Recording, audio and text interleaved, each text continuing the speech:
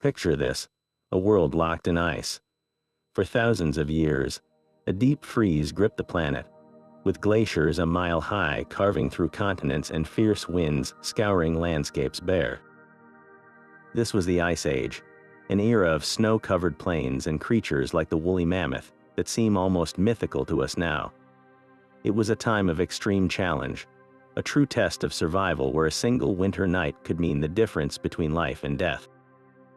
Yet, against all odds, our ancestors not only endured this frozen world, they laid the foundations for all of human civilization to come. This is the incredible story of human ingenuity in the face of nature's most brutal conditions. And it begins with one simple, profound question: how did people stay warm in the Ice Age? It's a mystery that connects us directly to our deepest past, to the resilience encoded in our very DNA.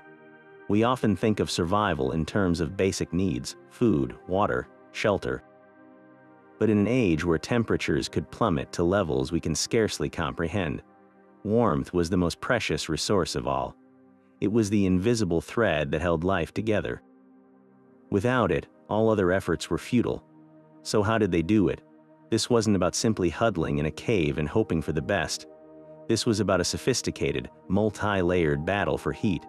A relentless pursuit that required brilliance, cooperation, and an intimate understanding of a hostile environment. The solutions they crafted were nothing short of revolutionary, blending raw courage with sparks of genius that would echo through the millennia. This journey into the past is more than just a history lesson. It's a rediscovery of the resourcefulness that defines us as a species. We'll venture beyond the shivering stereotype of cavemen to uncover the true architects of warmth. We'll explore how they mastered the elemental power of fire, not just as a tool, but as a central hearth for community and culture. We'll see how they became the original fashion designers, engineering clothing from animal hides with a precision that rivals modern outdoor gear. And we'll investigate the clever shelters they built, structures designed to trap and conserve every precious ounce of body heat. This is the story of how humanity turned survival into an art form. And in understanding their struggle, we might just learn something profound about our own capacity to overcome adversity. Our deepest clues come from the very tools they left behind.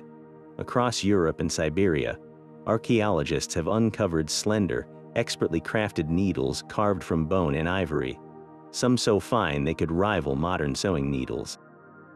These were not crude implements, they were precision instruments, and their existence tells us one thing with absolute certainty. Ice Age people were not just draping themselves in animal hides. They were tailoring, sewing, and fitting garments to their bodies. They used tough thread made from animal sinew, the tendons from the backs of prey like reindeer, which is naturally strong and becomes almost glue-like when wet, creating an incredibly durable, weatherproof seal when it dries. With these tools, they could stitch together multiple layers of fur and leather, crafting clothing that was engineered for survival. Think of it as the world's first technical outdoor gear, designed by necessity and refined over countless generations. The choice of material was a matter of life and death, and they became master zoologists of the frozen world. They hunted the animals that were perfectly adapted to the cold, understanding that their hides held the secret to insulation.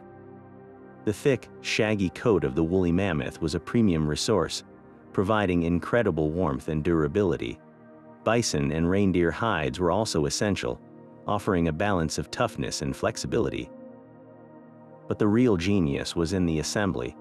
They didn't just wear one thick hide. Evidence suggests they created layered clothing systems remarkably similar to what we use today. A base layer might be worn with the fur facing inward, directly against the skin, to trap a layer of warm air. An outer layer would have the fur facing out, its oily guard hairs naturally shedding wind, snow, and moisture. This created a microclimate around the body, a personal, portable environment that could defy the bitter cold. This technological leap allowed for a new kind of garment, fitted clothing. We can reconstruct the silhouette of an Ice Age hunter from rare but incredible discoveries, like the clothing found on a man who perished in the Alps 5,300 years ago. Though he lived after the peak of the Ice Age, His outfit is a window into this ancient tradition. He wore a sophisticated ensemble, a fur cloak, a belt, loincloth, and leggings, plus shoes cleverly stuffed with grass for extra insulation. His people were the direct heirs of that survival knowledge. This proves they had trousers, sleeves, and hoods garments that allowed for freedom of movement to hunt and work without exposing bare skin to the lethal air. Every seam was a barrier against the cold, every toggle and tie a way to seal out the wind. Their clothing was not just a covering, it was a mobile, life-sustaining shelter that moved with them across the vast, frozen landscapes. But acquiring the perfect animal hide was only the beginning of the story. A raw skin, fresh from a hunt, is a fragile and temporary thing. Left untreated, it would quickly become stiff as a board in the cold, or worse, rot and become useless. The true breakthrough, the moment a simple covering became advanced technology, was the development of tanning. This was not a single discovery but a complex, multi-step chemical process that transformed a perishable hide into durable, flexible, and weatherproof leather. It reveals that Ice Age people were not just hunters. They were the first chemists, manipulating natural materials with a sophistication we are only now fully appreciating. The initial step was always the most laborious, scraping. Using stone scrapers with incredibly sharp edges, they would meticulously remove every last bit of flesh and fat from the inside of the hide. Then came the even more delicate task of dehairing, carefully separating the valuable fur for other uses from the skin itself, which would become leather. This required immense patience and skill, as pressing too hard could tear the hide, rendering it worthless. But the real magic, the transformation from rawhide to leather, came with the application of tanning agents.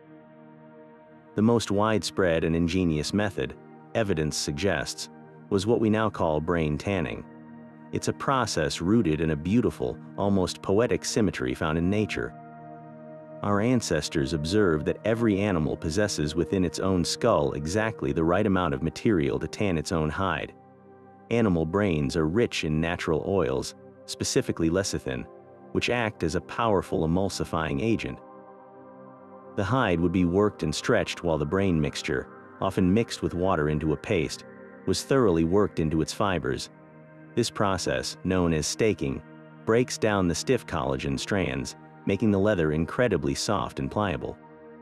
It's a remarkable concept that the very essence of the animal held the key to preserving its skin, a self-contained system of survival that early humans learned to harness. This wasn't a random guess, it was a profound understanding of the properties of the materials in their world. Yet, even brain-tanned leather had a vulnerability: water. If it got wet and then dried, it could revert to being hard and brittle. The solution to this final problem was another stroke of genius: smoking. They would carefully expose the tanned hide to the smoke from a slow, smoldering fire, typically using rotten wood or specific types of bark to create the right kind of smoke. This wasn't just for scent, it was a final chemical fix. The smoke deposits creosote and other compounds into the leather, which act as powerful preservatives and, crucially, make the material highly water-resistant. The smoke tanning process essentially created a stable, rot-proof material that could withstand moisture, a vital property for clothing that had to endure sleet, snow, and damp conditions. When we piece together this entire process from scraping to brain tanning to smoking, we see a technology that is both complex and complete. It produced a material that was tough enough for daily wear, soft enough for mobility, and impervious to the elements. This was the foundation upon which their survival clothing was built. Without this advanced tanning knowledge, their tailored garments would have been far less effective, perhaps even dangerous if they stiffened in the cold or rotted from moisture. This chemical ingenuity, passed down through generations long before the written word, stands as a testament to the practical intelligence of our Ice Age ancestors.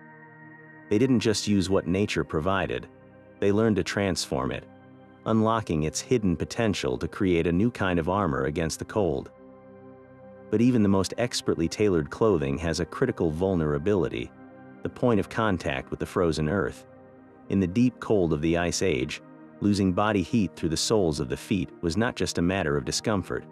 It was a direct pathway to hypothermia and a severe limitation on how far and how long one could travel to hunt or gather resources.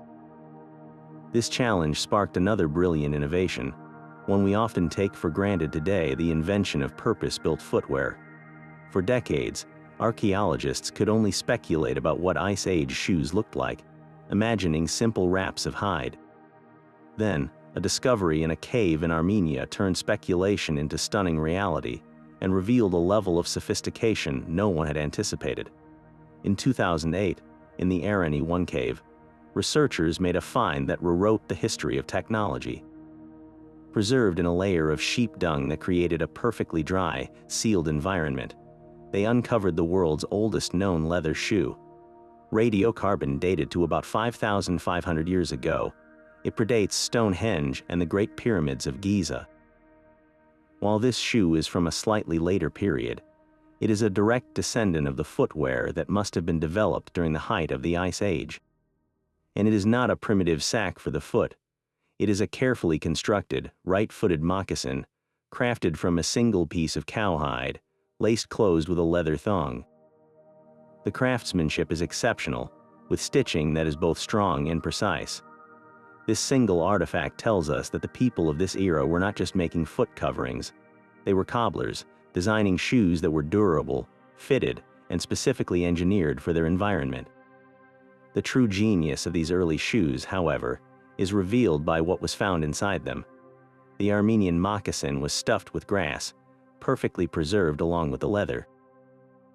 This was not packing material, it was a critical component of the design. For Ice Age peoples, dry, dead grasses like sedge or soft mosses were the equivalent of modern high-tech insulation. They would have stuffed their footwear liberally with these materials, creating a thick, springy layer between the foot and the cold ground. This primitive insole served multiple life-saving functions.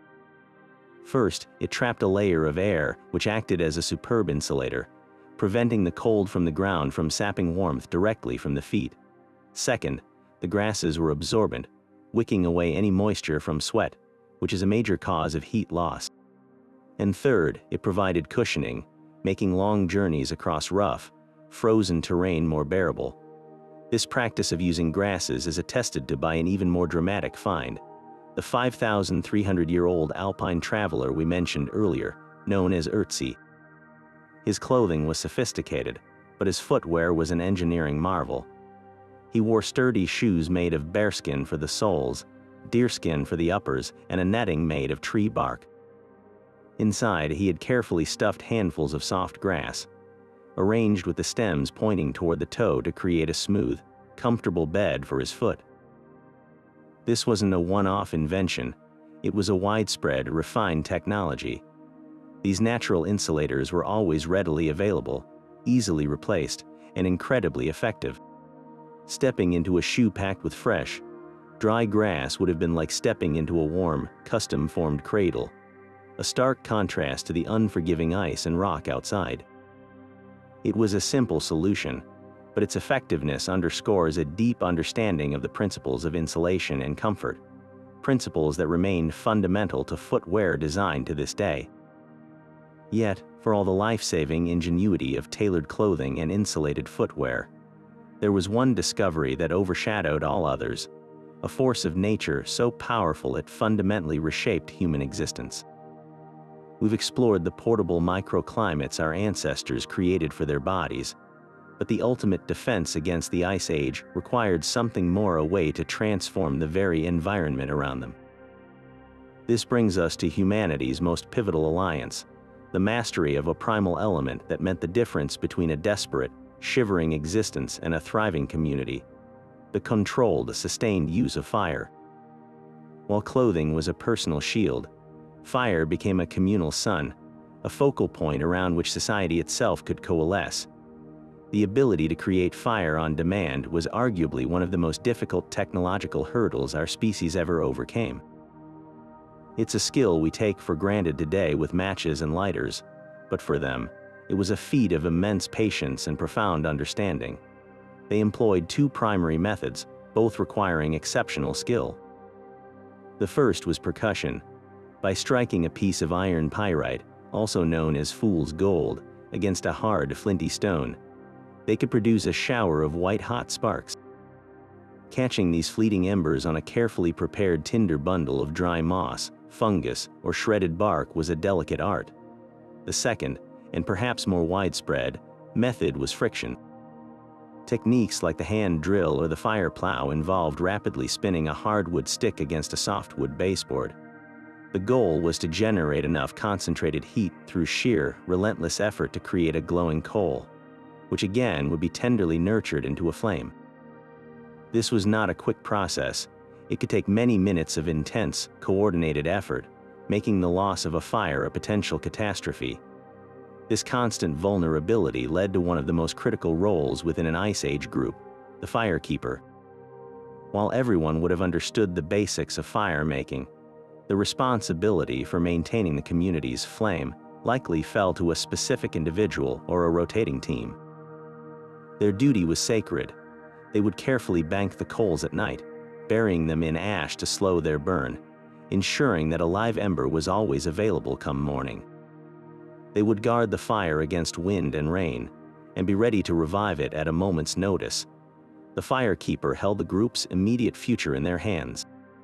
A dying fire meant facing the arduous task of recreation in potentially terrible weather, a delay that could lead to exposure and death. The continuous presence of a hearth was the bedrock of security.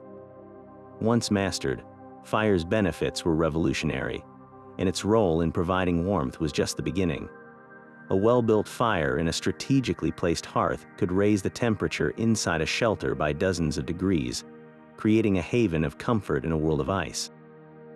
But fire's true power was its versatility. It became the first kitchen appliance. The practice of cooking food over a flame unlocked a nutritional bonanza. Tough, raw meat from massive game animals became easier to chew and, more importantly, far more digestible. The heat broke down proteins and fats, allowing the human body to extract significantly more calories and nutrients from the same amount of food.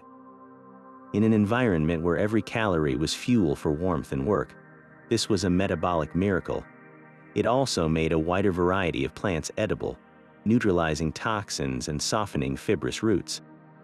This calorie-efficient diet may have directly supported the development of larger brains, fueling the very cognitive leap that allowed for such sophisticated survival strategies in the first place. Beyond the belly, fire was a catalyst for culture. The hearth naturally became the center of social life, the place where people gathered after a long day.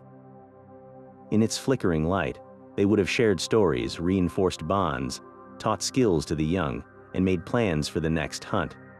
This regular, protected time for social interaction, made possible by the safety and warmth of the fire, was essential for strengthening the cooperative ties that held the group together.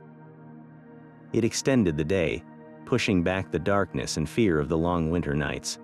Fire was also a tool for crafting, used to harden the tips of wooden spears or to hollow out logs for bowls. It was a protector, its light and crackle keeping predators at a cautious distance. And in the deepest cold, the strategic placement of heated stones, brought inside a shelter, could radiate warmth for hours, a primitive but highly effective form of central heating. Fire was not just a tool, it was the heart of the home, the engine of society, and the single most important factor that allowed humanity to not just endure the Ice Age, but to conquer it. The warmth of a fire was a lifesaver, but its flickering light was a gift of time itself. In the depths of an Ice Age winter, darkness could descend for 18 hours or more, bringing all activity to a grinding halt. A world without light is a world of confinement and fear. But with a steady flame, the night was no longer a prison. That circle of illumination extended the day, creating precious hours for tasks that were impossible in the dark. Imagine the scene. Inside a shelter, the fire's glow dancing on the walls, as skilled hands used that light to perform delicate work. This was when tools were refined, when a spear point could be meticulously chipped from flint, or a bone needle polished to a fine point. This was when hides could be softened and worked, the light revealing every imperfection in the leather. Firelight turned passive, fearful hours into productive, creative ones, effectively giving our ancestors more time to innovate and prepare for the challenges of the next day. Beyond the walls of a shelter, that same light was a powerful signal to the dangerous creatures of the night. The Ice Age was shared with formidable predators, cave lions, giant hyenas, and saber-toothed cats, all perfectly adapted to hunting in the dark. For these animals, fire was an enigma. It was unpredictable, it crackled and popped, and it was associated with the one creature they had learned to be wary of: humans. A campfire created a psychological barrier, a ring of safety that most animals would not cross. While a lone torch might attract curiosity, a well-maintained community fire was a clear statement: this space is occupied, this space is defended. It allowed for a more restful sleep, secure in the knowledge that the fire was standing guard. This protective function cannot be overstated. It reduced the constant, exhausting stress of vigilance and allowed the group to recover and conserve energy for the hardships of daylight. Perhaps the most profound impact of fire, however, was its role as the original social network. The hearth naturally became the heart of the community, the magnetic center around which all life revolved. After a day of grueling labor in the freezing cold hunting, gathering, processing hides, the fire was the reward. It was the place where people gathered not just for warmth, but for connection.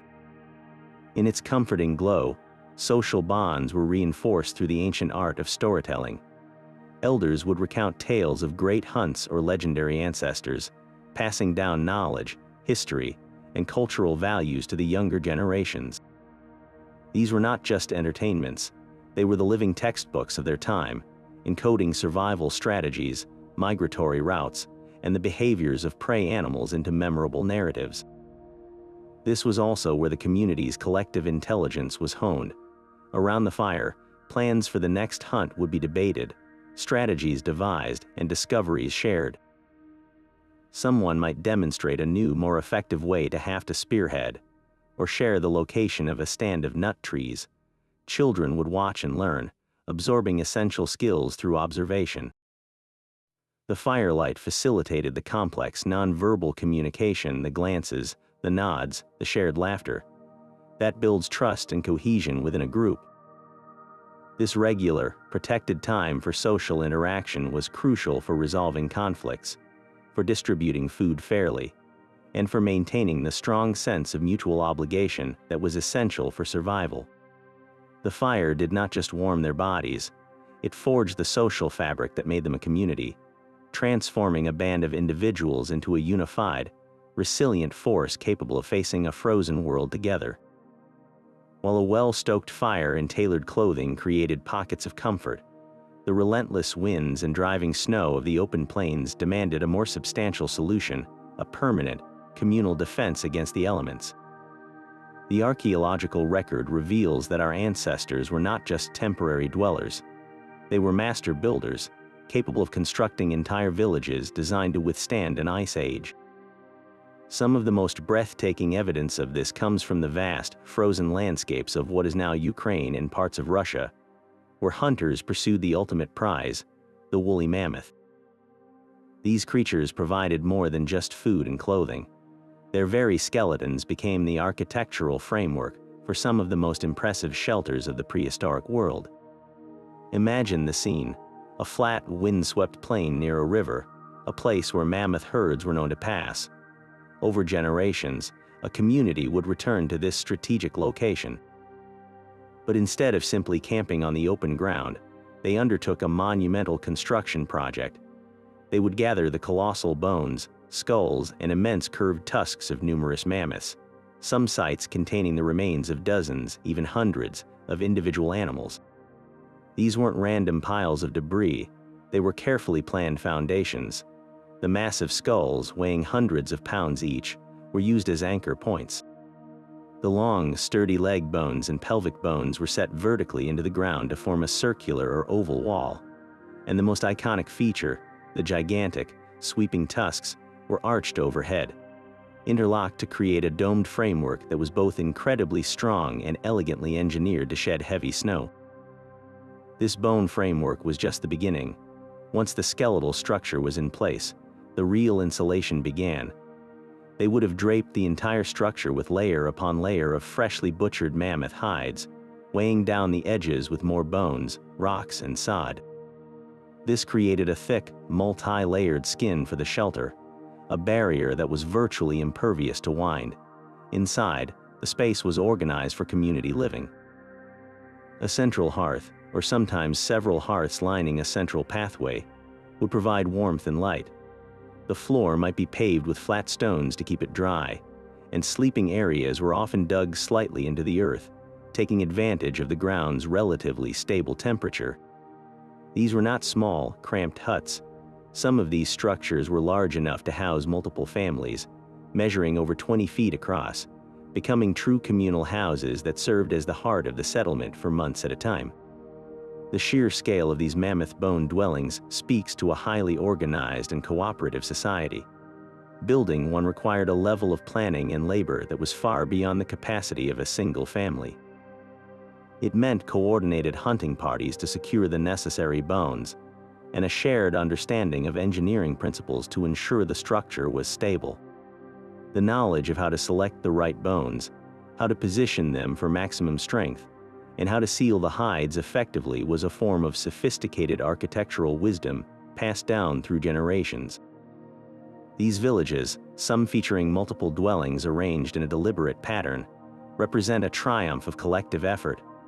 They were more than just shelters, they were statements of territorial control and communal identity, enduring monuments to a people who had learned not just to survive the Ice Age, but to build a home within it. The scale of ambition required to build these structures is almost unimaginable to us today. We are not talking about a simple lean-to made from a few branches. These were permanent, or semi-permanent, architectural feats, and their construction began not with an architectural plan, but with a monumental hunt. Procuring the building materials meant taking down the largest land mammals of the era. This was not a casual endeavor. It was a meticulously planned, community-wide operation targeting entire herds of woolly mammoths, likely at strategic bottlenecks like river crossings or migratory paths where the animals were most vulnerable. The goal was to accumulate a stockpile of bones from dozens, and in some cases, evidence suggests, over 100 individual creatures. This implies a deep understanding of mammoth behavior, incredible bravery, and a level of social organization that allowed for the coordination of large hunting parties. The bones were not just leftover scraps from meals, they were a deliberate, hard-won resource, the very foundation of their future home. Once the mammoths were processed and the bones collected, the true architectural brilliance began. The builders faced a challenge akin to assembling a giant, three-dimensional puzzle without a blueprint, using irregular, immensely heavy pieces. They started by creating a stable foundation, often sinking the massive, bowl-shaped pelvic bones or the broad shoulder blades vertically into the ground to form a circular or oval wall. The colossal skulls, some weighing as much as a small car, were strategically placed as anchor points, their solid structure providing immense stability. Then came the most iconic element, the tusks. These gigantic, curved ivory shafts, which could span over 10 feet, were the key to the roof. Builders would carefully interlock them, arching them overhead to create a sturdy, domed framework. This dome shape was a masterstroke of engineering, naturally strong and perfectly designed to shed the heavy weight of snow and shed water, preventing collapse under the harsh winter conditions.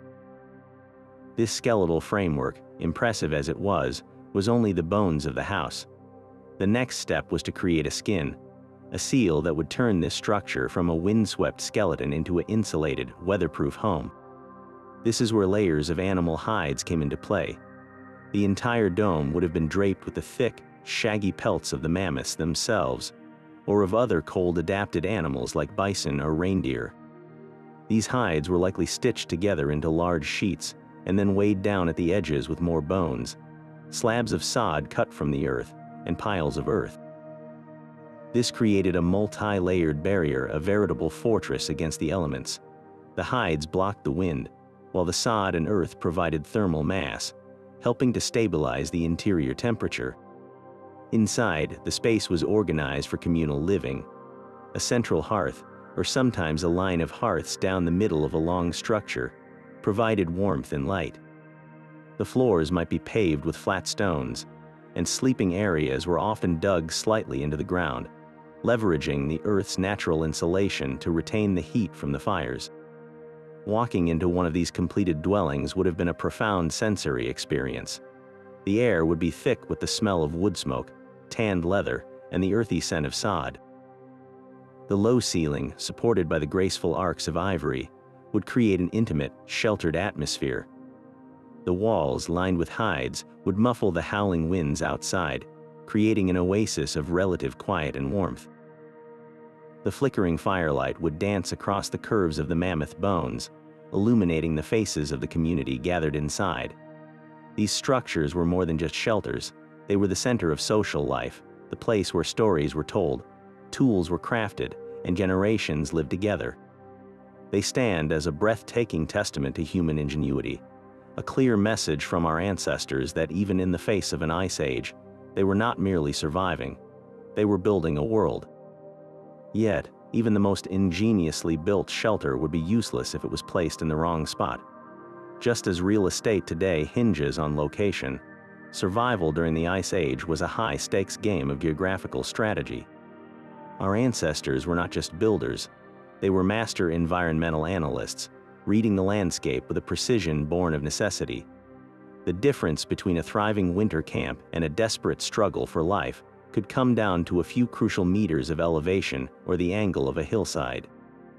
They understood that the sun was their most reliable, if distant, ally, and they positioned their homes to capture every possible bit of its precious warmth. The most fundamental rule was to chase the sunlight. In the northern hemisphere, this meant seeking out south-facing slopes.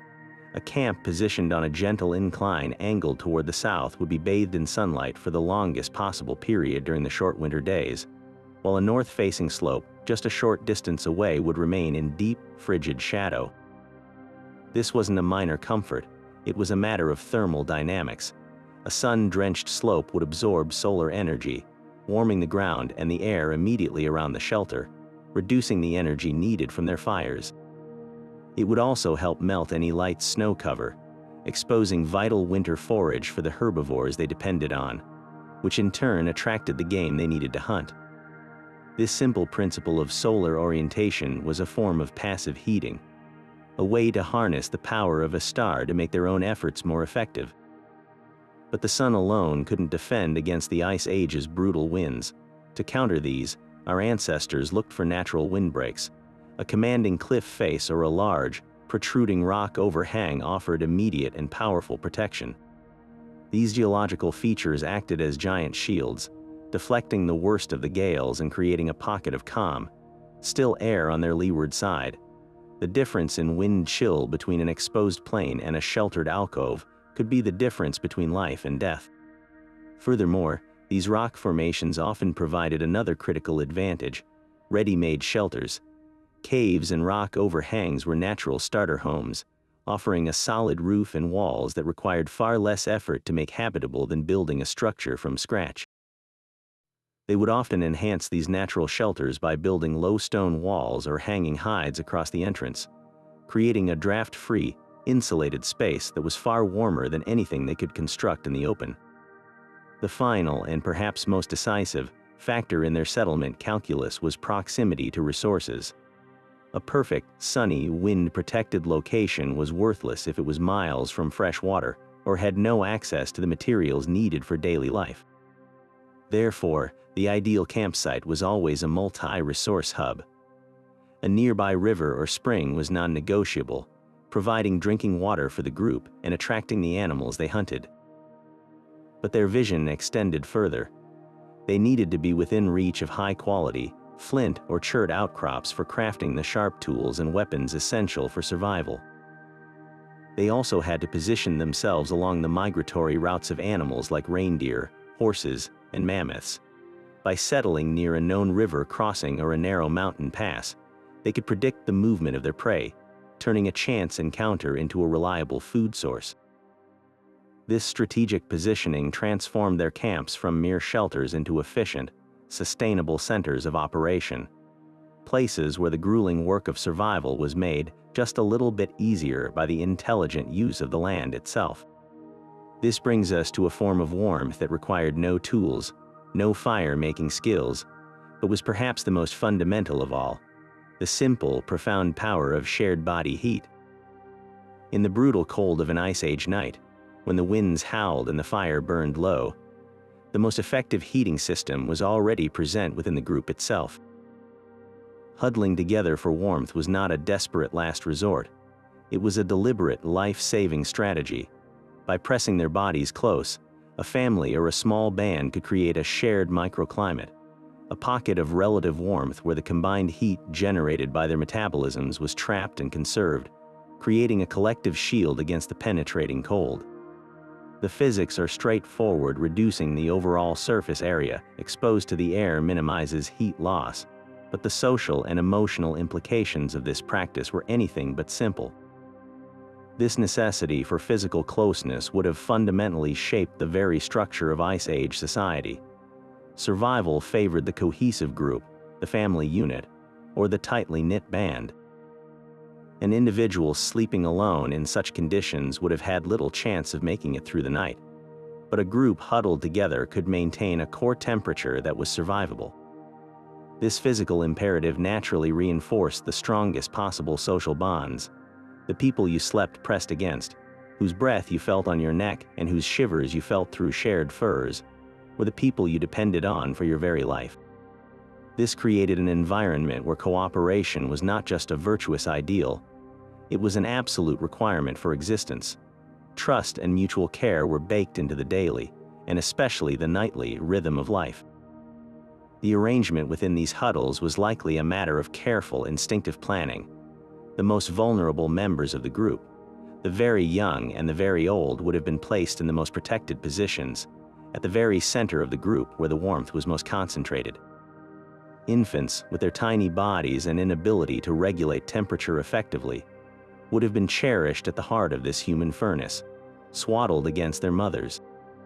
The elderly, who may have possessed invaluable knowledge and experience, but whose bodies were less resilient to the cold, would also be given a place of safety within the huddle. This wasn't just an act of kindness, it was a strategic investment in the group's future. Protecting the elders meant preserving a library of survival knowledge, the memory of a past drought, the technique for a particular trap, the location of a distant water source. Protecting the children was an investment in the group's continued existence. This necessity forged a culture that inherently valued its most vulnerable members, long before such concepts were ever formally articulated. This constant, intimate proximity would have also accelerated the development of nonverbal communication and empathy. In the dark, pressed together, people become exquisitely attuned to the slightest shifts in each other's condition, a change in breathing pattern, an unexplained shiver, a stir of discomfort. Caring for one another in such a direct, physical way, sharing body heat, adjusting furs to cover a neighbor, sensing when someone needed to move closer to the embers of the fire, cultivated a deep, instinctive form of compassion. The survival of the individual was inextricably linked to the well-being of the collective. A cough from one person was a concern for all. A warm night for one meant a better chance of warmth for everyone. This physical interdependence was the bedrock upon which complex social structures, rituals of sharing, and ultimately, the moral codes of human societies were built. The warmth they shared was more than just thermal energy. It was the heat that forged the first strong links of human community. While the mastery of external defenses like clothing, fire, and mammoth bone houses was essential, our ancestors' battle against the cold was also waged from within, fueled by the very food they ate. Picture the incredible energy required just to exist in that world. Every breath in the sub-zero air stole warmth from the body. Every hour spent hunting or processing hides burned through precious calories. In such an environment, simply maintaining a core body temperature was a monumental task, a constant drain on their internal resources.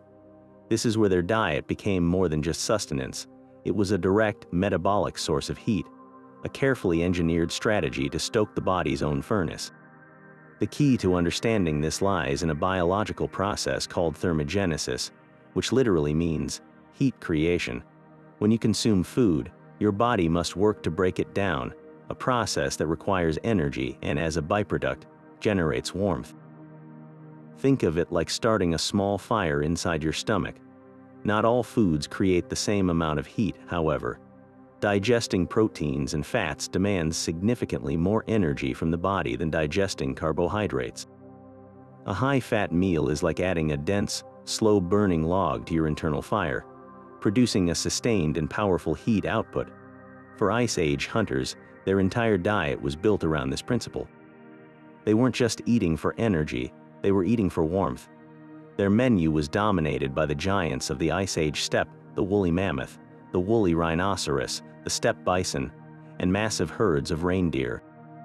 These creatures were not merely large, they were walking, breathing warehouses of concentrated energy, specifically adapted by evolution to survive the same cold. A mammoth, for instance, was insulated by a layer of fat that could be inches thick, a biological marvel that stored immense caloric potential. When our ancestors successfully brought down such an animal, they were tapping into the most efficient fuel source available. They prized the fatty deposits, the organ meats like the liver and brain, which are exceptionally rich in nutrients, and the marrow hidden deep within the bones. This was a hyper-carnivorous, high-fat diet that would be almost unimaginable to us today, but it was perfectly calibrated for their extreme circumstances. This way of eating transformed their digestive systems into personal, portable heating units. After a large meal of mammoth steak or bison liver, their bodies would kick into high gear, the process of digestion generating a noticeable internal warmth that helped to counteract the chill of their environment. This thermogenic effect was particularly crucial during long, cold nights or on extended hunting treks across frozen landscapes when external sources of heat were limited. Their bodies, fueled by this dense nutritional strategy, became more resilient, better able to withstand the constant thermal assault of their world. It was a brilliant biological adaptation, a synergy between their hunting prowess and their own metabolism that turned every successful hunt into an opportunity to recharge their core temperature from the inside out. While the immense bones of a mammoth provided the framework for a shelter, and its hide offered protection from the wind, it was the animal's hidden treasure, the thick layers of fat that truly fueled the Ice Age world. In an environment where every calorie was a weapon against the cold, fat was the ultimate prize, a dense, concentrated energy source that served a dual purpose, sustaining life from both within and without. When we think of survival food, we might imagine lean meat, but for our ancestors, the fatty deposits were far more valuable. This wasn't a matter of preference, it was a physiological necessity. Digesting protein alone requires a lot of energy and provides relatively few calories per ounce. But fat is a superfuel, packed with more than twice the energy of protein or carbohydrates. Consuming rich, fatty meat or rendered tallow was like pouring high-grade oil into a furnace, generating a powerful and sustained thermogenic heat that warmed the body from the inside for hours. This understanding of fat's importance is etched into the archaeological record. At kill sites, we find evidence that they systematically targeted the most lipid-rich parts of an animal. The long bones were cracked open to access the precious, energy-dense marrow. The massive, fatty humps of bison and the thick blubber of mammoths were prized cuts. They likely rendered this fat, melting it down over a fire to create a stable, storable substance we call tallow. This rendered fat could be eaten on its own, mixed with dried meat and berries to create a high-calorie, pemmican-like survival food, or used to add rich energy to stews. Every mouthful was a direct infusion of warmth, a crucial internal defense during long, freezing nights or arduous journeys across the ice. But the brilliance of tallow extended far beyond the dinner plate.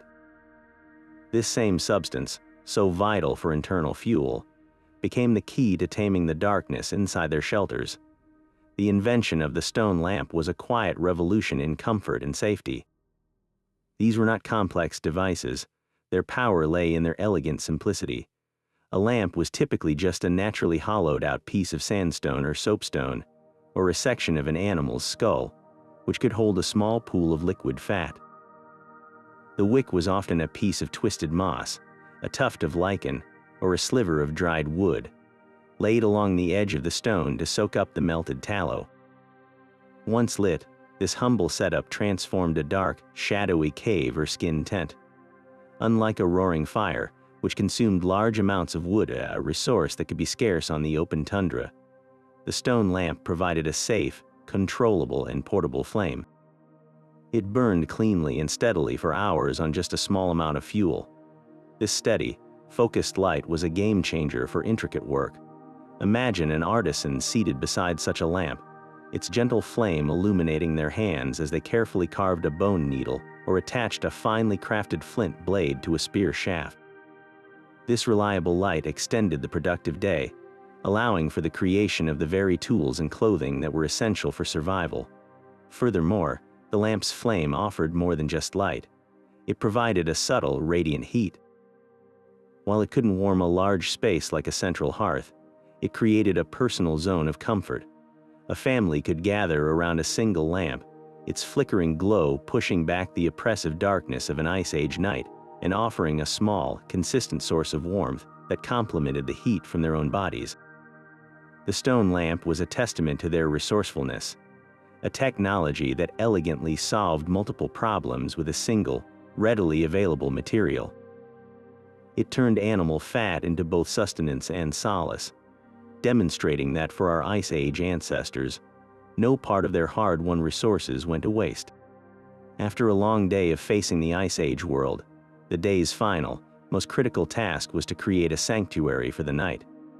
We've seen how they built shelters and huddled for warmth, but the place where their bodies would rest for hours, completely vulnerable to the cold seeping up from the ground, required its own special engineering. The ground itself is a relentless thief of body heat, and simply lying on a cold, hard surface could undo all the benefits of a warm fire and thick furs. The solution our ancestors devised was both simple and remarkably sophisticated. They invented the bed.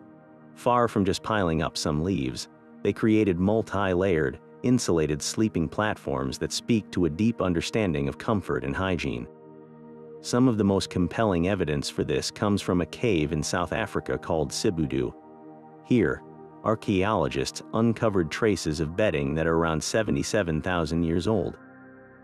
These weren't just vague impressions, they were distinct layers of compacted plant material, preserved in astonishing detail.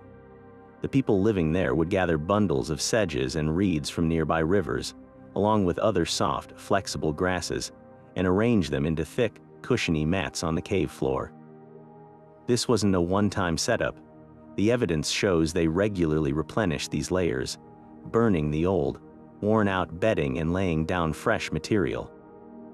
This practice points to an awareness of cleanliness, a way to control pests and maintain a more sanitary living space. The choice of plants was far from random. While any dry grass would provide some insulation, they seemed to select specific species that offered additional benefits. At Sibudu, researchers found that one of the predominant plants used was the river wild quince, a leafy plant whose crushed leaves contain natural insecticidal compounds. By incorporating this plant into their bedding, they were effectively creating a prehistoric insect repellent, protecting themselves from biting bugs like mosquitoes as they slept. This reveals an intricate knowledge of their local botany, an understanding that certain plants could provide comfort that went beyond mere physical cushioning. It was a form of pharmaceutical wisdom applied to the domestic sphere, ensuring a more restful and healthier night's sleep. The construction of these beds followed a logical, layered approach. The first step was likely to create a barrier against the cold, damp cave floor. They might have started with a base of larger leaves or even a layer of ash from an old fire, which would help absorb moisture. On top of this, they would pile a thick, springy layer of the chosen grasses and reeds, sometimes several inches deep. This dense mat of dried plants was brilliant in its effectiveness. It created a crucial pocket of trapped air between the sleeper's body and the ground, acting as a powerful insulator that prevented the cold earth from draining their warmth throughout the night. This principle of dead air space is exactly what modern sleeping pads and insulated mattresses use today. For an Ice Age family, lying down on this soft, fragrant bedding after a day of hardship must have felt like the ultimate luxury, a carefully crafted island of comfort in a world of stone and ice. This attention to their sleeping environment underscores a crucial point about Ice Age life. Survival was not just about brute endurance, it was about quality of life. A good night's sleep was a vital resource. Waking up well rested, without aches from a hard floor and having conserved precious body heat, meant being more alert, more energetic, and more effective during the waking hours. It meant a stronger immune system and a better chance of success in the day's hunt or gathering tasks. The creation of comfortable, insulated bedding was therefore not a trivial luxury. It was a strategic investment in the group's health and vitality. It demonstrates that our ancestors pursued not just survival, but a measure of well-being, using their intelligence and knowledge of the natural world to carve out small pockets of comfort and safety wherever they could. While the mammoth bone houses on the open plains represent a breathtaking feat of human engineering, another type of shelter offered a more immediate and equally formidable defense: the natural cave.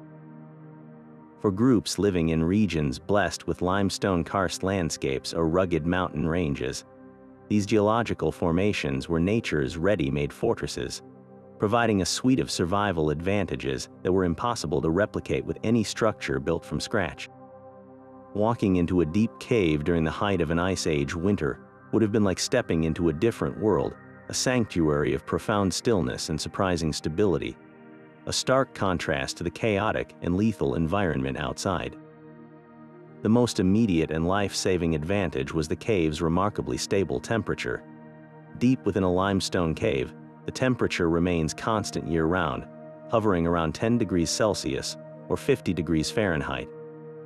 This phenomenon, known as a geothermal constant, occurs because the ground itself acts as a massive thermal mass, insulating the deep chambers from the surface's extreme temperature swings. To us, 50 degrees might still feel chilly, but to someone fleeing an external world where temperatures could plummet to -20 or 30 degrees Celsius, that constant 50 degrees would have felt blessedly warm. It was a natural refuge from the killing cold, a place where the body didn't have to wage a constant, exhausting battle just to maintain its core temperature. This stability also protected their food stores and, crucially, their water supply from freezing solid. Beyond temperature, a cave offered unparalleled protection from the elements. Its solid rock roof was impervious to the heaviest snowfall and the most driving rain. Its walls were a permanent and immovable windbreak, creating a space of eerie calm while storms raged just beyond the entrance. This protection extended to fire as well. A deep cave entrance or a protective overhang allowed our ancestors to build their hearths safely, shielding the precious flames from being extinguished by a sudden downpour or a gust of wind. This reliability meant they could maintain a fire with far less anxiety, transforming the cave's entrance into a well-protected, multi-purpose living area, a combination of kitchen, workshop, and social space that was usable in almost any weather. Perhaps just as important as physical comfort was the sense of security a cave provided. In a world shared with formidable predators, a cave with a narrow entrance was inherently defensible. A small group could easily guard the opening against intruders, whether animal or human. The darkness within, which we might find intimidating, was a protective shroud, hiding the group's size and movements. Many caves also had secondary chambers or high ledges that could serve as safe sleeping areas, further reducing the risk of a nighttime attack. This security allowed for a deeper, more restorative sleep, which was itself a critical resource for survival. The psychological relief of feeling safe and sheltered cannot be overstated. It reduced the constant, grinding stress of vigilance and allowed the community to focus its energy on other essential tasks. The profound importance of caves is immortalized in some of the most breathtaking archaeological sites in the world. places like the caves of Lascaux in France and Altamira in Spain. These were not just temporary camps, they were long-term habitations, home to generations of people. The very presence of the stunning, sophisticated artwork on their walls is a testament to the security and stability these spaces provided. You do not spend dozens of hours mixing pigments and painting elaborate scenes of bison, horses, and deer on a cave ceiling if you are constantly fearing for your life or struggling to find your next meal. The art itself suggests that these caves were comfortable enough, and life within them secure enough, to allow for the flourishing of culture and spirituality. The caves provided the foundational safety that made such profound artistic expression possible. Living in a cave required its own specialized knowledge. Choosing the right one was critical. An ideal cave faced south to capture the low winter sun, warming the entrance area during the day. It was deep enough to benefit from the geothermal constant, but had a level, dry floor. Our ancestors were adept at managing the environment inside, often building stone walls or hanging hides just inside the entrance to create an airlock, preventing drafts from reaching the living quarters deeper within. They understood ventilation, preferring caves with multiple openings that allowed smoke from their hearths to escape while fresh air circulated. In many ways, they were the first interior designers, expertly adapting a natural space into a highly efficient, multi-room home that met all their needs for warmth, safety, and community life. A naturally formed cave provided a fantastic shell, but it was far from a ready-made home. Our ancestors were masterful at environmental control, and they approached these vast, echoing spaces not as finished dwellings, but as raw canvases for their ingenuity. The challenge was straightforward but critical. A large, open cavern is incredibly difficult to heat. A single fire at the entrance would do little to warm the deep, dark recesses, and the heat it produced would simply dissipate into the vast, cold void. The solution was to shrink the space, to create manageable, intimate rooms within the grandeur of the cave itself. They accomplished this through the strategic use of the most versatile material they possessed, animal hides. Think of a typical cave entrance, a wide opening leading back into a series of chambers. The people living there would have become experts in manipulating this interior geography. Using wooden posts driven into the soft earth or wedged into natural cracks in the rock, they would erect frameworks over which they could stretch large, sewn together sheets of hide. These were not just simple curtains, they were insulated walls.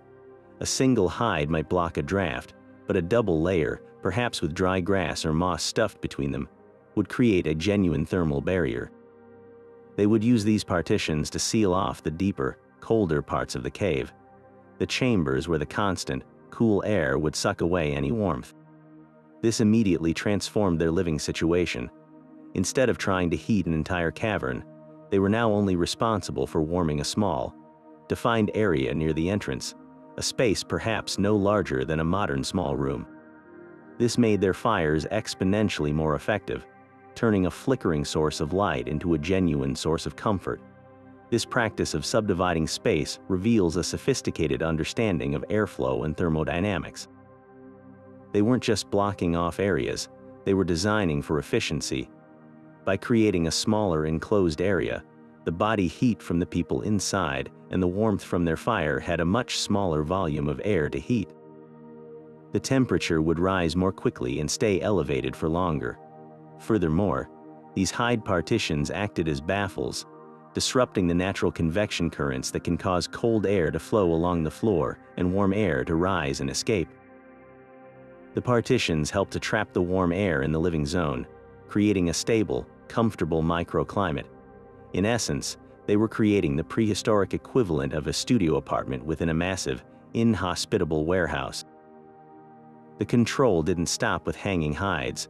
For even greater precision in managing their environment, they would often construct low walls from the most readily available material, stone. Gathering loose rocks from the cave floor or the surrounding area, they would build simple, dry stone walls built without mortar, just inside the entrance or across narrow passageways. These stone barriers served a dual purpose. Primarily, they were excellent windbreaks, A cave entrance is a natural funnel for wind, and a well-placed wall could deflect the worst of a biting gale, preventing it from whistling directly into the living space and extinguishing the hearth or chilling the occupants. Secondly, these stone walls had thermal mass.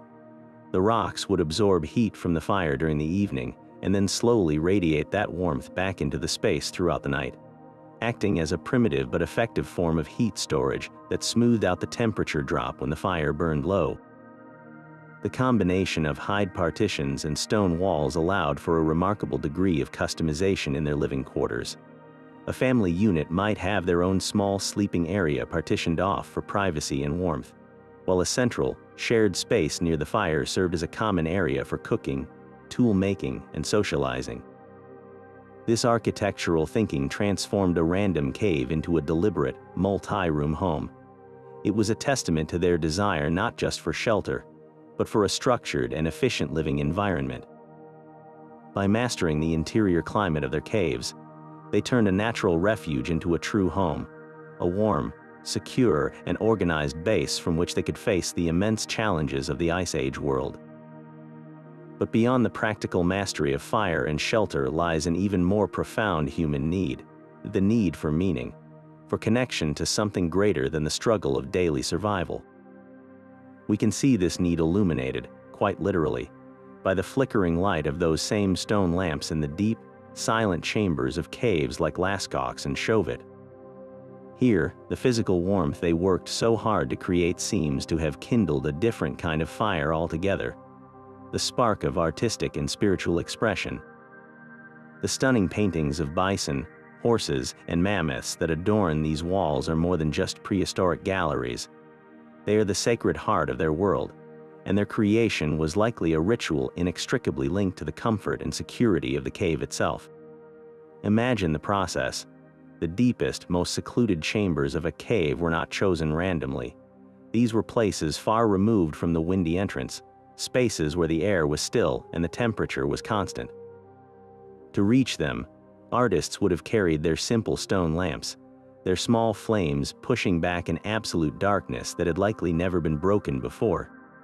In that profound quiet, illuminated by a pool of warm, greasy light, they would work for hours. The act of painting itself was a physical generator of warmth.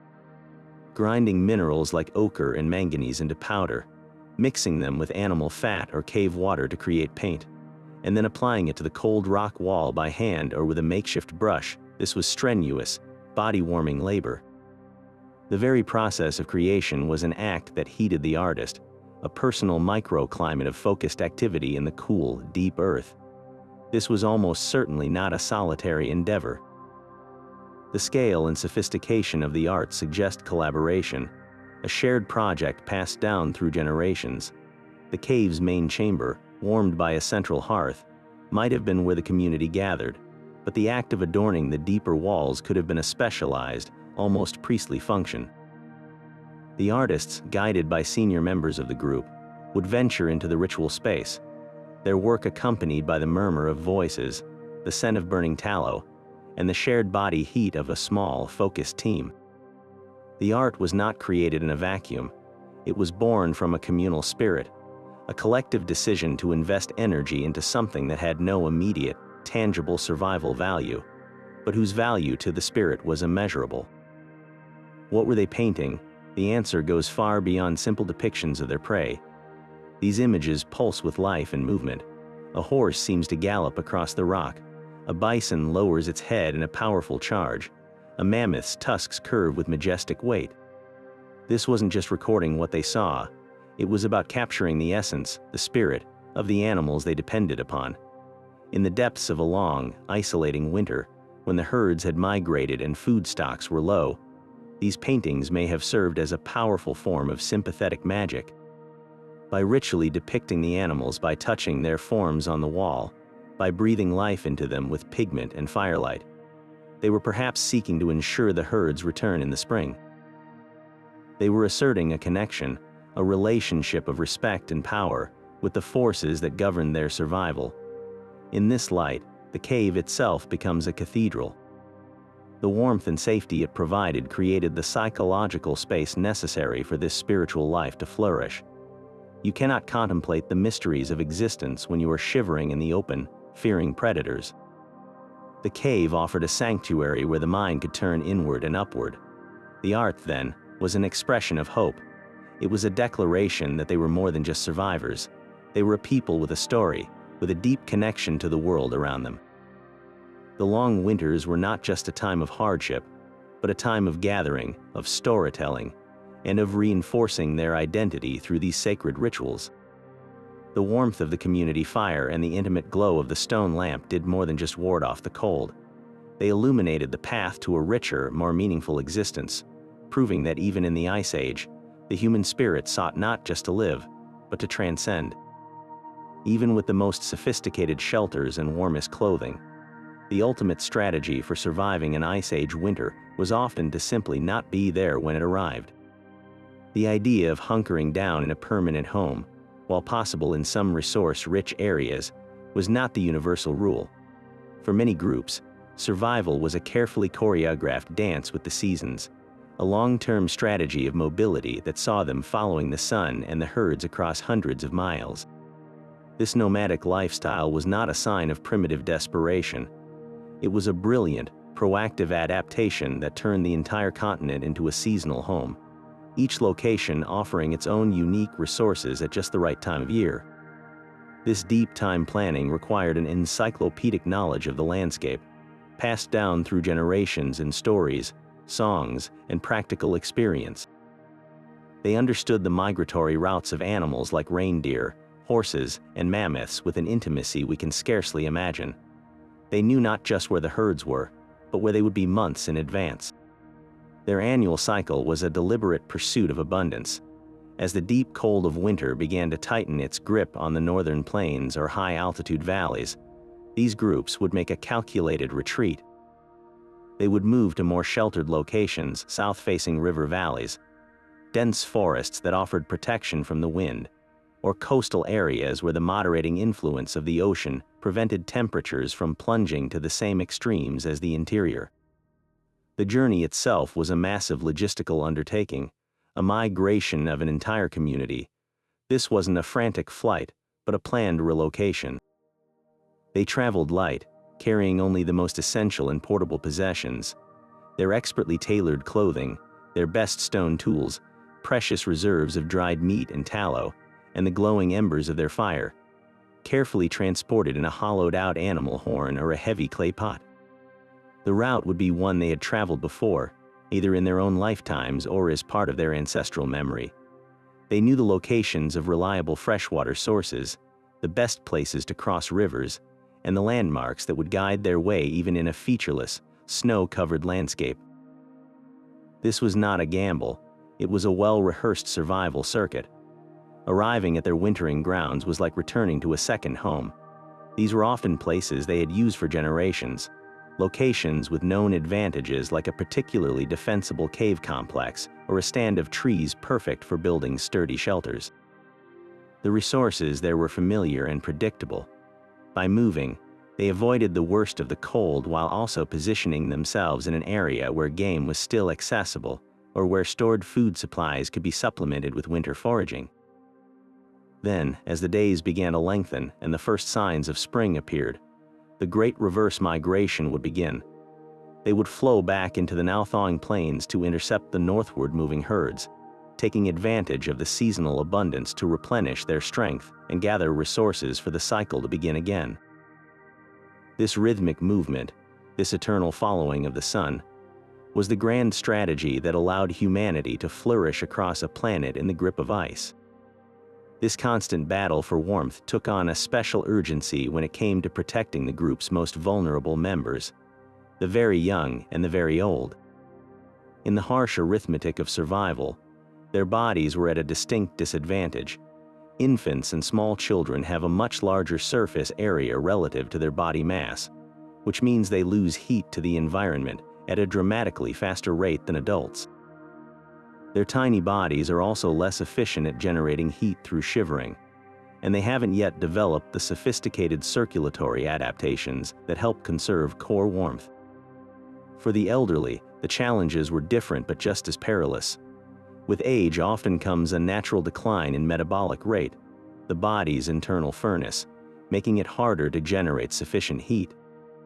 Circulation can become less efficient, and a loss of muscle mass, a key source of thermogenesis, further reduces their ability to stay warm. A cold that was merely uncomfortable for a healthy adult hunter could be a death sentence for a newborn or a grandparent. The community's response to this vulnerability was not left to chance. It was a matter of deliberate, ingrained strategy. The physical layout of a shelter itself was a map of this protective care. The most coveted real estate, the space immediately surrounding the central hearth, was reserved for these individuals. Here, they would benefit directly from the radiant heat of the flames, a constant source of warmth that required no energy expenditure on their part.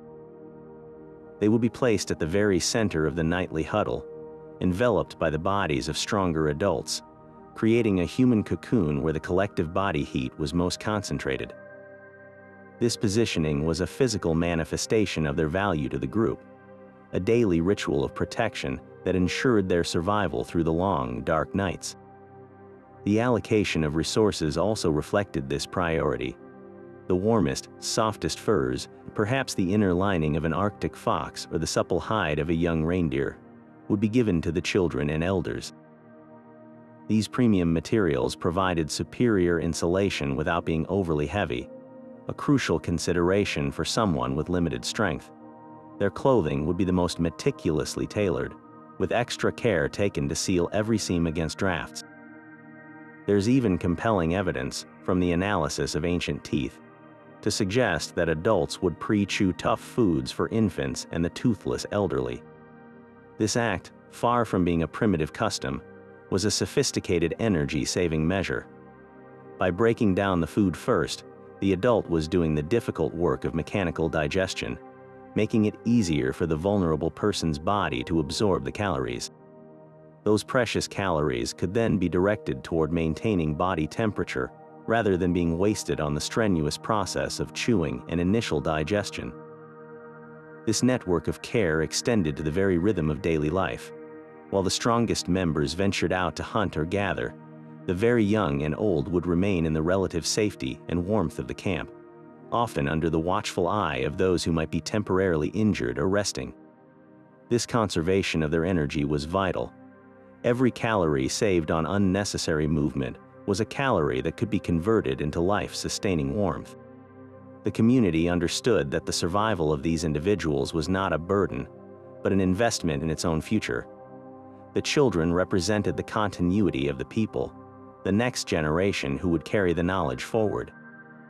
The elders were the living libraries, the repositories of hard-won experience. They remembered the location of a water source that appeared only in a drought, the technique for building a specific trap, or the story that explained the migration of the caribou. Protecting them was synonymous with protecting the culture itself, ensuring that the wisdom needed to conquer the Ice Age was never lost. Yet, for all the brilliance of their external defenses, the most insidious threat our ancestors faced was an invisible one: illness. In the brutal cold of the Ice Age, getting sick was not a minor inconvenience. It was a potential death sentence, and staying warm was the first and most critical line of medical defense. This is because the body's struggle against the cold and its fight against infection are deeply intertwined. When the body is forced to expend enormous energy just to maintain its core temperature, a state known as cold stress, its immune system becomes compromised. The resources that would normally be allocated to patrolling for pathogens and mounting a strong immune response are diverted to the desperate, continuous task of keeping the vital organs warm. A simple cut, a minor respiratory infection, or a common stomach bug that a well-rested, well-nourished body could easily fight off could rapidly spiral into a life-threatening crisis for someone whose system is already weakened by the constant battle against the cold. This intimate connection between warmth and wellness would have been understood on an instinctual, practical level. The community's entire survival strategy, huddling for warmth, maintaining a central fire, crafting insulated clothing, was, in effect, a massive public health initiative. Every measure they took to conserve body heat was simultaneously a measure to preserve their collective immune strength. Ensuring that the elderly and the young were positioned nearest the fire wasn't just an act of kindness. It was a triage decision, protecting those with the least resilient thermoregulation. The shared body heat of the nightly huddle was more than just comfort. It was a communal bolstering of everyone's defensive capabilities, reducing the individual energy cost of staying warm, and thereby freeing up physiological resources to stay healthy. Beyond this foundational understanding, there is compelling archaeological evidence that Ice Age people actively treated sickness with a sophisticated knowledge of their environment. The most remarkable clues come from the dental calculus, the hardened plaque on the teeth of Neanderthals and early modern humans. By analyzing this 50,000-year-old plaque, scientists have identified microscopic traces of plants like yarrow and chamomile, both known for their anti-inflammatory and pain-relieving properties. These were not likely staple foods. Their bitter taste suggests they were consumed for a specific purpose. Even more telling, they found evidence of poplar bark, which contains salicylic acid, the active ingredient in aspirin, and penicillin mold, a natural antibiotic. This isn't random foraging.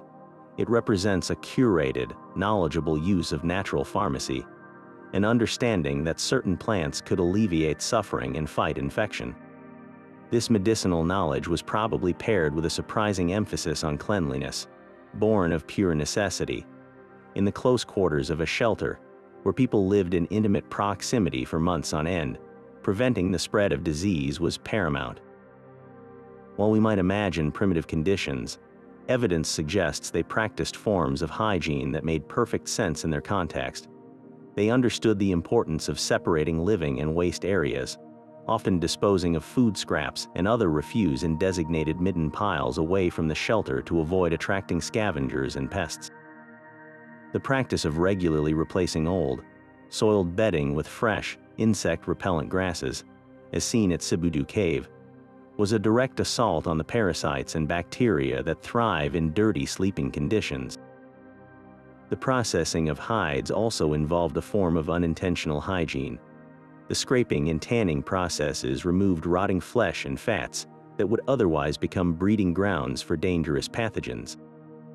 When water was available, they would certainly have washed, and the smoke used to preserve leather also acted as a powerful antimicrobial agent, helping to keep their clothing relatively free of microbes. In a world without modern medicine, where a single infection could be fatal, these practices of cleanliness, combined with their use of medicinal plants, formed a crucial second layer of defense. It was a holistic approach to health that recognized warmth as the primary medicine, and cleanliness as its essential partner, in the endless campaign to keep the community strong enough to face the ice. While our own ancestors were mastering technology and social cooperation to create warmth, another kind of human was thriving in the very same frozen landscapes, relying on a different kind of advantage entirely, an advantage built directly into their bodies. We've been following the story of Homo sapiens, but we shared the Ice Age world with our enigmatic cousins, the Neanderthals. And when it came to withstanding the cold, Neanderthals were not just survivors. They were biological specialists, physically engineered by evolution to excel in the harsh conditions of glacial Europe. Their success offers a fascinating counterpoint to our own, showing a path to survival that prioritized physiological adaptation over cultural innovation. If you were to stand a Neanderthal next to a contemporary Homo sapiens from the same period, the differences would be immediately striking. The Neanderthal had a build that was the epitome of cold weather resilience, stocky, powerfully muscular, and broad-chested. This wasn't just a matter of being strong. It was a perfect illustration of a principle known as Bergmann's rule. This biological rule of thumb states that within a warm-blooded species, populations living in colder climates tend to have larger, bulkier bodies relative to their surface area. Think of it like the difference between a steaming cup of coffee and a wide, shallow bowl of soup. The coffee in the tall, narrow cup stays hot much longer because it has less surface area from which heat can escape. Similarly, the Neanderthals' compact, barrel-chested physique minimized the amount of skin exposed to the cold air for their overall body mass, creating a more efficient, heat-conserving form.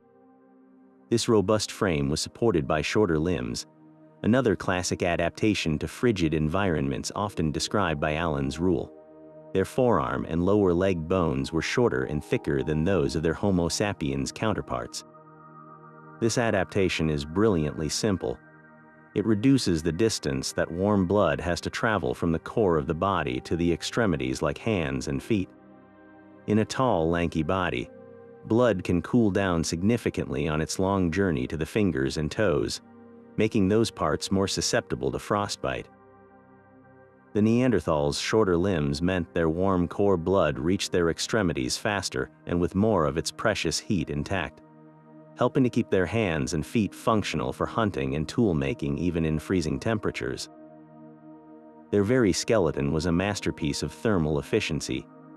Perhaps the most distinctive feature of the Neanderthal face was the nose, a prominent, wide, and large nose that served a critical environmental purpose. Breathing in the dry, sub-zero air of an Ice Age winter is not just uncomfortable, it's physically taxing.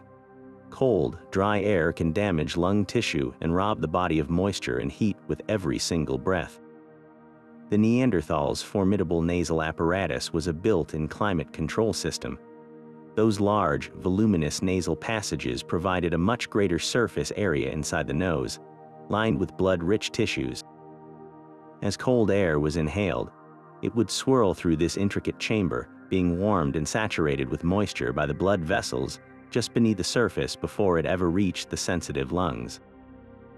By the time the air arrived at its destination, it was warm and humid, protecting their respiratory system and conserving a significant amount of body heat and fluid that would otherwise be lost with every exhalation. This suite of physical adaptations suggests a life deeply, intimately connected to the cold.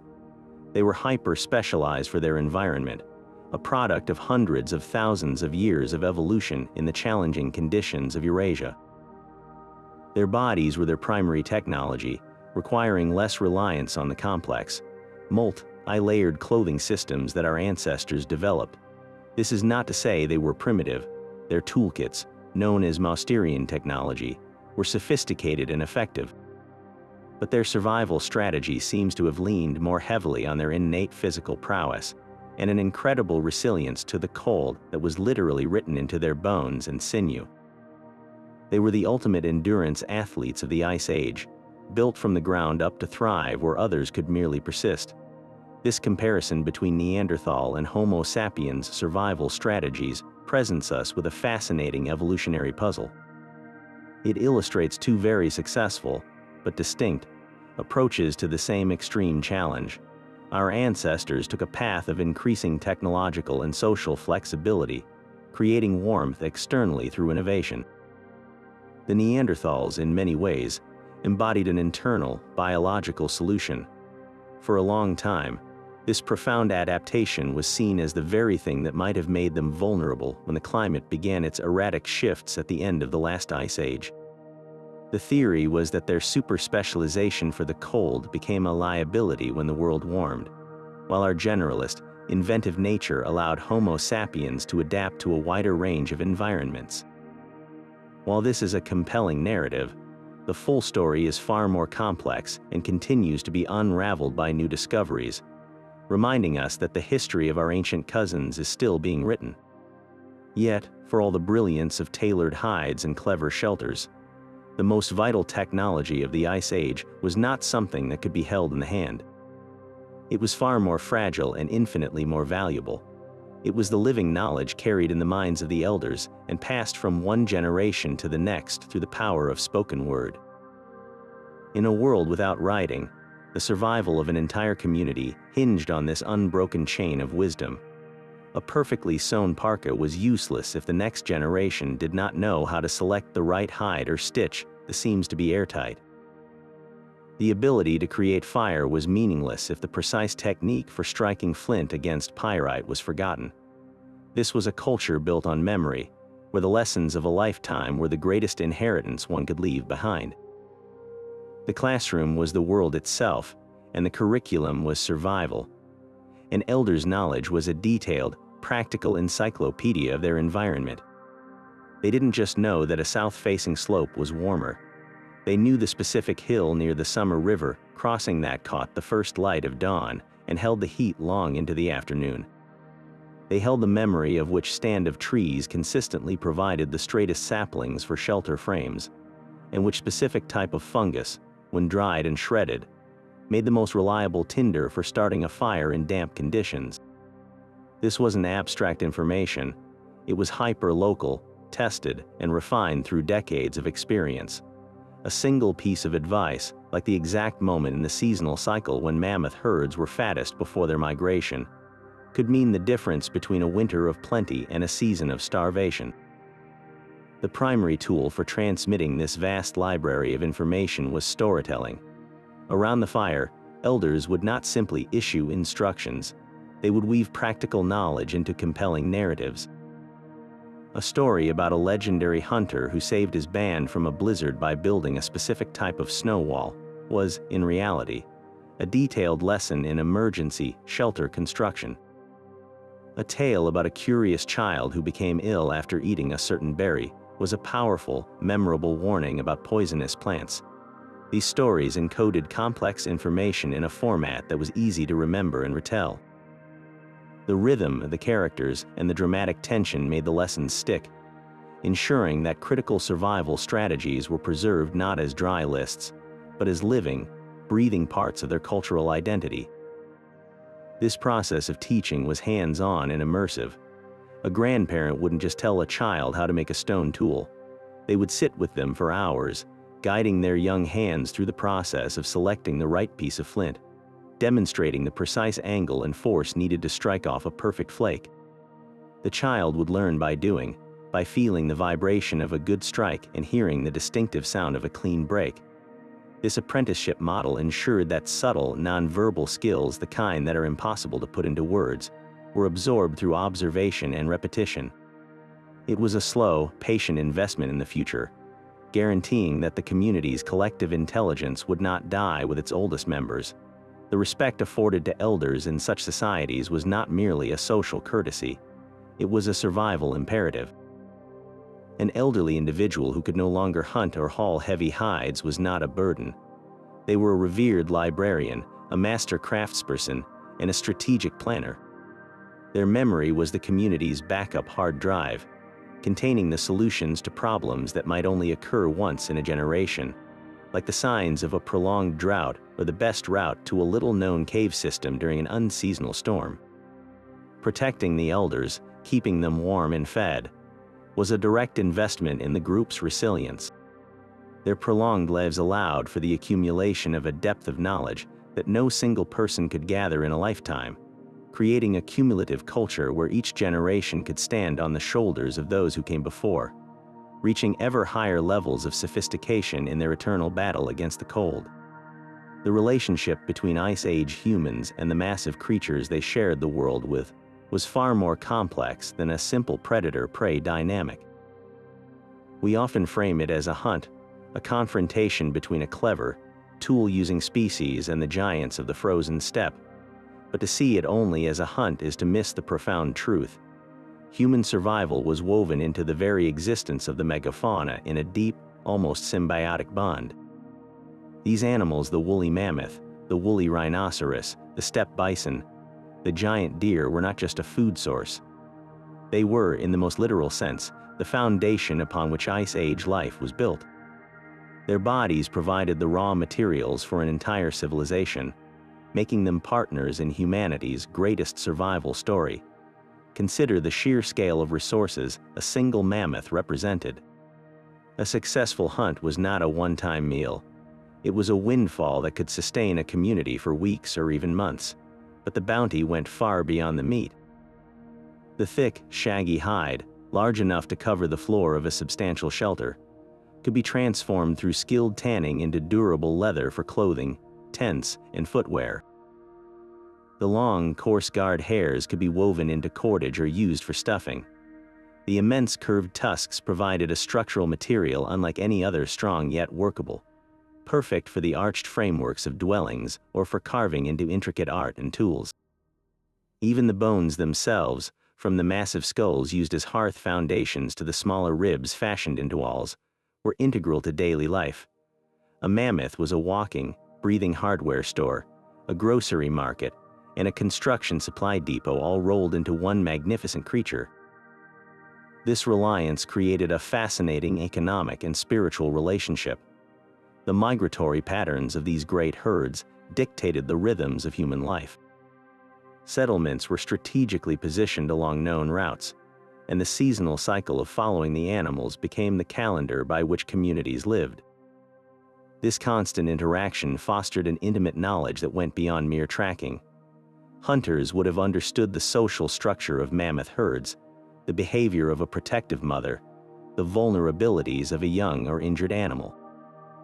This deep familiarity likely bred a form of respect, a recognition that their own survival was directly tied to the health and continuation of these species. The stunning cave paintings of Lascaux and Chauvet, which so vividly capture the power and grace of these animals, may be more than just hunting magic. They could be expressions of gratitude, reverence, or a deep-seated understanding of this essential connection. The dependence was so complete that the disappearance of these megafauna at the end of the Ice Age presented humanity with its next great challenge. As the climate warmed and the vast mammoth steppes gave way to forests, the giant species that were so perfectly adapted to the cold began to vanish. For the human cultures that had built their entire way of life around them, this was a world-altering event. The loss of the mammoth meant more than just the loss of a primary food source. It meant the loss of their primary building material, their source of fuel, and the central figure of their economic and possibly spiritual world. Societies were forced to adapt with incredible speed, turning to smaller game, developing new hunting technologies like the bow and arrow for forest environments, and learning to utilize different resources like fish and a wider variety of plants. This transition highlights the true nature of the relationship. It was not a one-sided exploitation, but a dynamic interdependence.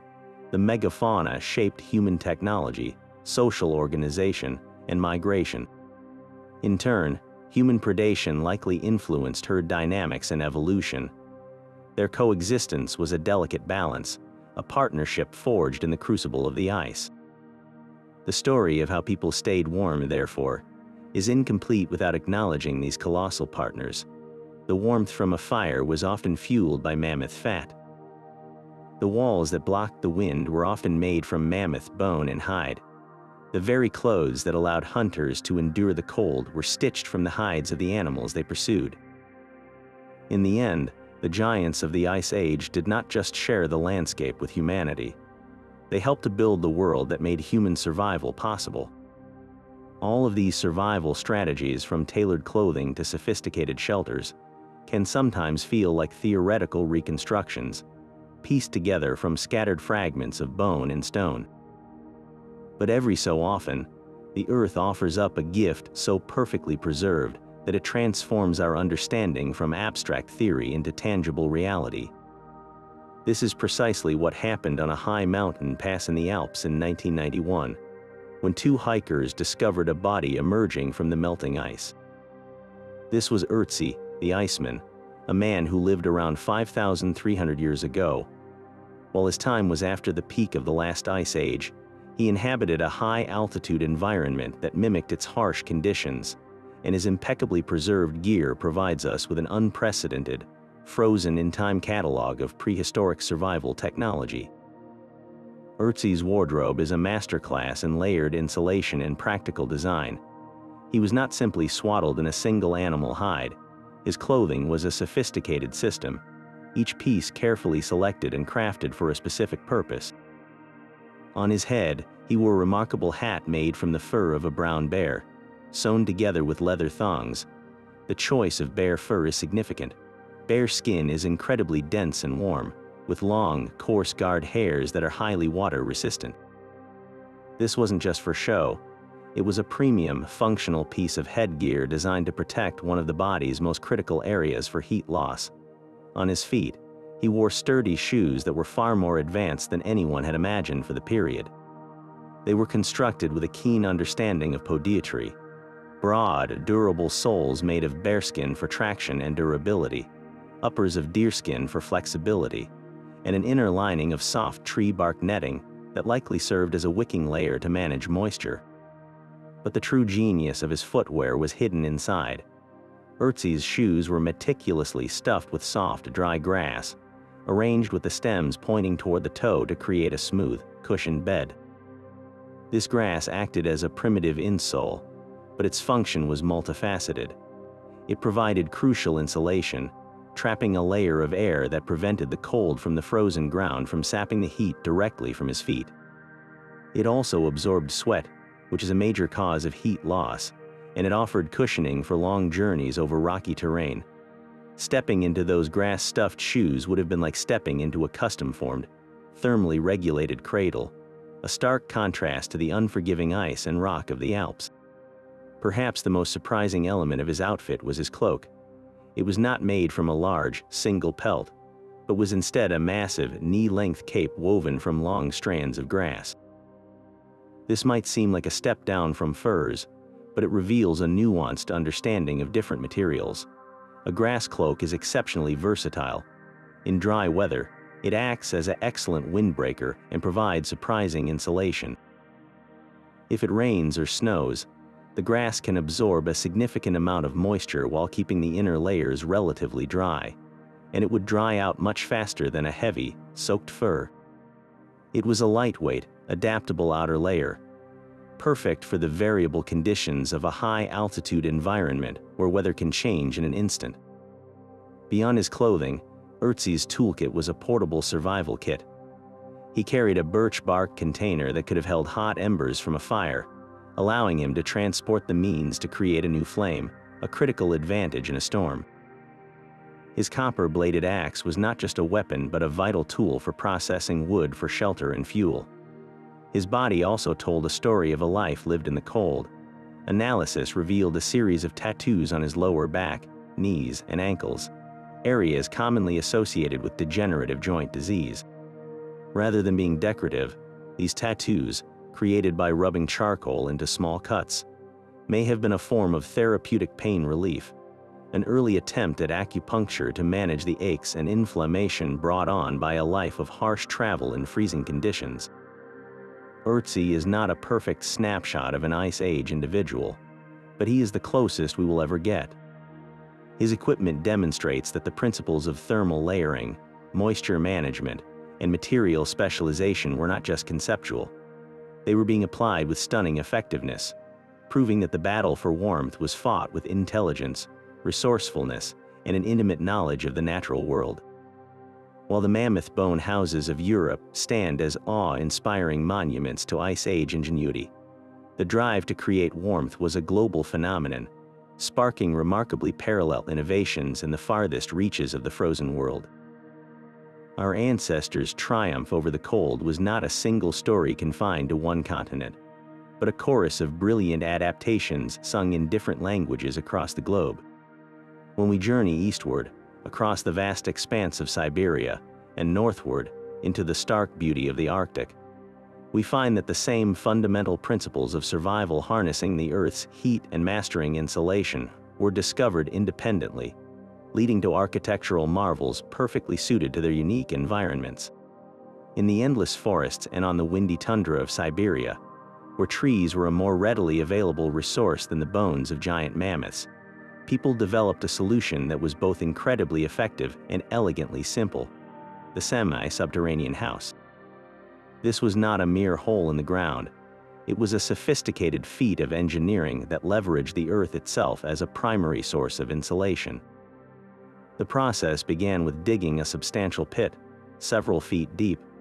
This single act provided an immediate thermal advantage, because just a few feet below the surface, the ground maintains a much more stable temperature than the air above, protected from the worst of the winter's freeze and the summer's heat. The Earth's mass acts as a giant thermal battery, and by building within it, they were effectively plugging their home into this natural heating and cooling system. The excavated pit then became the foundation for a sturdy wooden frame, often constructed from logs or heavy timbers. This frame would be covered with a roof made of layers of sod thick grass-covered slabs of earth. A sod roof is a masterpiece of passive climate control. The soil and dense root systems provide tremendous mass, which helps regulate interior temperature, while the living grass on top adds an extra layer of insulation and helps shed water. The entire structure might then be banked with additional earth or snow around its sides, creating a seamless, sheltered mound that blended into the landscape. The entrance was typically a long, low tunnel, which acted as a cold trap, preventing chilly air from rushing directly into the living space and allowing warm air to rise and stay contained within the main chamber. Inside, a central hearth would provide direct heat, its warmth absorbed and slowly released by the earthen floor and walls, creating a cozy, stable environment that could defy the most brutal Siberian winds. Meanwhile, in the treeless expanses of the high Arctic, where wood was a rare treasure and the only abundant building material was snow, indigenous peoples engineered one of the most iconic and misunderstood shelters in human history, the igloo. The common perception of an igloo as a simple dome of snow blocks drastically undersells its genius. It was, in fact, a temporary but highly efficient winter home that transformed a seemingly inhospitable material into a life-saving insulator. The secret lay not in the snow's ability to provide warmth, but in its remarkable capacity to trap air. The builder would identify wind-packed snow, which has the perfect consistency, and cut it into precisely shaped blocks using a snow knife, often made of bone or antler. The construction itself was a spiraling masterpiece. The blocks were laid in a continuous, rising spiral, each one leaning inward at just the right angle to create a self-supporting dome without any internal framework. This parabolic shape is inherently strong and aerodynamic, able to withstand howling winds that would flatten a rectangular structure. Once the dome was sealed, a small ventilation hole was carefully cut near the top to prevent dangerous carbon monoxide buildup from a lamp or small fire inside. The final, crucial step was to light a small oil lamp or a carefully managed fire. The heat from this source would cause the interior surface of the snow walls to melt slightly. When the heat source was removed or turned down, this thin layer of meltwater would refreeze, creating a solid, glazed sheet of ice that locked the blocks together and made the entire structure dramatically stronger and more resistant to wind. But the true magic of the igloo is a lesson in physics. While the outside temperature might be plummeting to -40 degrees Celsius, the temperature inside, heated only by body heat and a small lamp, could hover comfortably near freezing. This 30 to 40 degree temperature difference is possible because the snow is comprised of up to 95% trapped air. Air is a poor conductor of heat, meaning it slows down the transfer of thermal energy. The snow blocks act as a barrier, preventing the body heat generated by the occupants from escaping to the frigid outside air. A small platform for sleeping would be raised above the floor level, as colder air sinks, allowing the inhabitants to rest in the warmest stratum of air inside the dome. In a world with almost no natural building materials, the Inuit and other Arctic peoples had perfected the art of creating a personal, portable climate by understanding the hidden insulating properties of their frozen landscape. So as we've journeyed through this frozen world, a clear and powerful picture emerges. The secret to surviving an ice age wasn't a single, miraculous invention, but a breathtakingly sophisticated web of interconnected strategies. It was a three-part symphony of survival, played out across millennia, blending raw technology, profound social bonds, and a deep, intuitive understanding of the human body itself. First, there was the mastery of technology. Our ancestors weren't passive victims of the cold, they were its active architects. They became the original engineers, transforming animal hides through complex chemical processes into weatherproof, tailored clothing systems that rival modern outdoor gear. They were the first pyrotechnicians, learning not just to contain fire, but to sustain it, turning it into a portable sun for warmth, a kitchen for nutrition, and a forge for better tools. And they were master builders, whether constructing entire villages from mammoth bones on the open plains or ingeniously subdividing vast caves with hide partitions to create cozy, efficient living spaces. This wasn't just about making things, it was about manipulating their entire environment to create pockets of habitability in a world of ice. But these technological marvels would have been meaningless without the second crucial element, the power of social cooperation. Human warmth, in its most literal sense, became a survival technology. The nightly huddle was a deliberate, life-saving strategy, where the shared body heat of a community created a collective shield against the cold. This physical interdependence forged unbreakable social bonds, fostering a culture where trust and mutual care were essential for existence. This cooperation extended to the sacred task of knowledge sharing, where elders acted as living libraries, passing down vital skills through stories and hands-on apprenticeships. The ability to work together, to protect the most vulnerable, and to preserve hard-won wisdom across generations was the true social engine that drove their success. And finally, they mastered the art of internal fueling. They understood that warmth could be generated from within, stoking the body's own furnace with a high-fat, high-protein diet derived from the very giants of the Ice Age steppe. This was biological ingenuity, turning every meal into a source of thermogenic heat. They even displayed a form of practical medicine, using plants with anti-inflammatory properties and prioritizing hygiene to keep their communities healthy, recognizing that a body fighting the cold couldn't afford to also fight off disease. In some cases, as with the Neanderthals, evolution provided a physiological edge, crafting bodies that were inherently more efficient at conserving heat. It was a holistic approach to wellness, where external defenses were bolstered by internal resilience. When we step back and see these three strands, technology, cooperation, and biological adaptation, woven together, we see something far greater than mere survival. We see the birth of civilization itself. The need to build shelters fostered architecture and engineering. The need to share knowledge gave rise to language, storytelling, and culture. The need to cooperate solidified the rules of society. The relentless pursuit of warmth forced innovation in every aspect of life, igniting the creative spark that led to art, ritual, and a deeper understanding of the world. The struggle against the cold wasn't a sideline in human history. It was the very crucible in which our ingenuity, our compassion, and our capacity for collective effort were forged and tempered. It's a legacy that lives on in us today, in ways we rarely stop to consider. Every time we slip on a warm coat, turn up the thermostat, or gather with family around a meal, we are enjoying the fruits of an ancient victory. So the next time you feel the chill of a winter wind, take a moment to reflect. What modern comforts do you take for granted that your ancestors, through sheer grit and brilliance, had to invent entirely from scratch?